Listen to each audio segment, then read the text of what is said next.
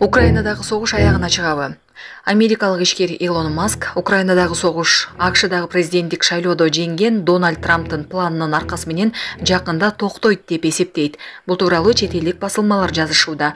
Маск Трамптын Украинадагы планы боюнча макалага пикир калтырып жатып, жакында кан төгүүлөр токторун, кызык кулактыктын доору бүткөнүн жазган. Трамп буга чейин Украинадагы согушту сүйлөшүү жолу менен чечүүгө аракет кыларына убада берген. Ал тургай чыр чатакты бир күндө эле жөнгө саларын бир нече жолу айткан. Булак Марал ФМ. Жана башка жаңылыктар түрмөгү видеого лайк басып, Манас ТВ каналга катталып, акыркы жаңылыктардан кабардар болуп туруңуз. Эскертүү. Ашууларда кар көчкү түшүшү мүмкүн. Өлкөнүн аймагында 9-10 ноябрда абанын температурасы төмөндөп, жаан-чачын болот. Буга байланыштуу тоолуу аймактардагы унаа жолдордо кар көчкү түшүшү мүмкүн деп билдирди Өзгөчө кырдаалдар министрлиги. Бишкек-Ош унаа жолунун 121-138 чакырымында Төбө Ашу, Бишкек-Ош унаа жолунун Алабел, Чышкан капчыгайында кар көчкү түшүшү мүмкүн. Урматтуу Москва шаарындагы мекендештер, эгерде сизди тиш оорусу тынчсыздандырып жатса, анда сизге Умбем клиникасын сунуштайбыз. Стоматология заманбап техникалык каражаттар жана материалдар менен камсыздалган. Жогорку даражадагы адистер өз ишинин сапатына кепилдик беришет. Хирургиялык стоматология, тиштерди кооздоп калыбына келтирүү, кандай гана оор абалдагы тиш болбосун, оорутпай алып салабыз, жулабыз. Тиштерди кесипкөй чеберчиликте, гигиеналык тазалоодон өткөрөбүз. Брекет системабыз да бар, имплантация жасайбыз. Металлокерамика, цирконий жана башка түрлөрдү колдонуу менен сиз каалаган сапатта тиштериңиздерди оңдоп түзөп, салып жана тазалап беребиз. Биздин дарек Москва шаары, ВДНХ метросу, Кондратюка көчөсү 2, байланыш номеру +7 925 103 22 55. Бисмиллахир-рахманир-рахим. Алхамдулилlah, уссалату вассаламу аля расулилlah. Урматтуу Садыр Нургожоевич, чакырганыңызга чоң рахмат. Ишиңизге ийгилик.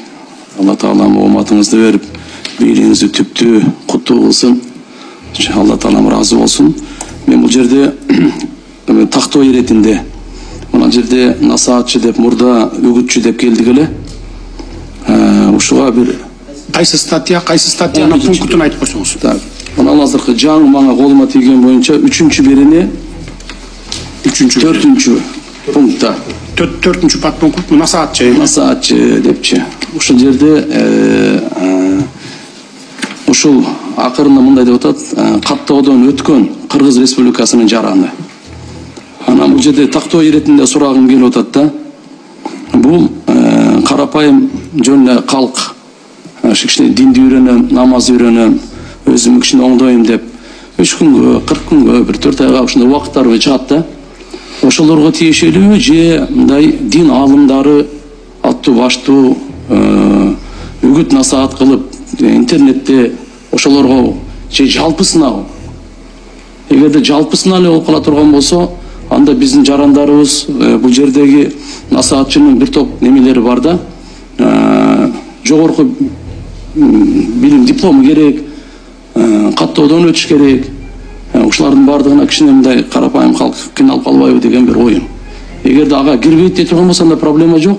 Эгерде бардыгы ушул насаатчыга кирет дей турган болсо, анда кичине мындай ыңгайсыраак болуп калабы деген сунушум. Урматтуу Садыр Нургожоевич, урматтуу алымдар, бул маселе боюнча өткөндө биз алымдар менен дагы бир сыра туруп тактап чыкканбыз. Үгүтчү болчу буга чейин. Азыр эми насаатчы кылып бул жакка киргизилип атат. Ошол алынган сунуш пикирлердин натыйжасында. Бул жерде сиз айткандай карапайым калкка тиешеси жок. Бул ошол именно фатва берип, например, YouTube канал, WhatsApp соц тармактарда өздөрүнчө чыгып алып туруп фатва берген учурлар көбөйүүдө да. Ошолордун ишмердүүлүгүн көзөмөлгө алуу максатында киргизилген берене булчу. Анан могу ылдый тарапта өзүңүз көрүп турасыз, 7-чи подпункт ошол эле ушул эле берененин 7-чи подпунктунда карасаңыз, диний ырым-жырымдарды өткөрүү, коомдо салт катары түптөлгөн диний ырым-жырым жана чогулуштарды кошпогондо. То есть бизде салт болуп калган дин таратуу ыкмалары аларга вообще тиешеси жок бул нерсеничи. Sen tağırağı айтчы мына, мен азыр толук жооп алган жокмун. Максат Ажы деле ала алган жок окшойт. Мына насаатчы деп. Бул жерде жанагы мыйзамда белгиленген тартипте каттоодон өткөн Кыргыз Республикасынын жараны дейт. Молдолорго тиешелүү же жанагы чыгып насаат айтып жүргөндөргө да тиешелүү деп сурап атасыз да сиз туурабы? Мындай бизде жалпы эле кичине дин үйрөнөм деп чыгат да. Кичине дарат үйрөнүп алайын, социалдык, экономикалык, үй бүлөлүк абалдан кыйналган адамдар кичине өзүнүн мешиттерге барып жатып алып насаат айтат. Ошол жерде дарат үйрөнөт, намаз үйрөнөт. Анан кийин Кудайдан коркуш керек экен, ынтымак болушубуз керек экен деп кичине аз-маз чакырат. Ошого да тиешелүү же азыркы мындай аттуу баштуу көрүнгөн, фатва бере турган алымдарга эле тиешелүү дейм да. Ошо разницасы келишим чоң болуп атат да. Насаатчы деген сөз бул үгүтчү деген сөздөн жогору статуста элейт. Насаат деген сөздүн мааниси насаат айтат, акыл айтат, үйрөтөт, билимин таратат. Ага интернеттен массалык маалымат каражаттарынан, мисалы үчүн бүгүнкү күндө сиз Садыбакасы ажы мына силерде жүрөт.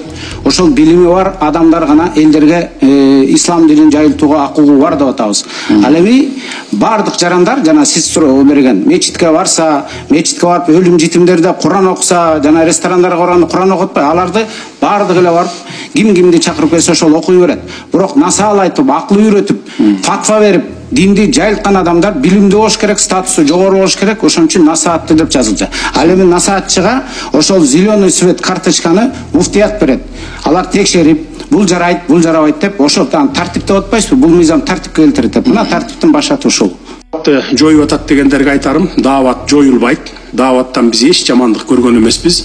Тескерисинче 90-жылдардан кийин канчалаган жарандарыбыз даават уккан соң оң жолго түшкөндүгүнө далилдер өтө эле көп. Ага баарыбыз эле күбө болуп келе жатабыз.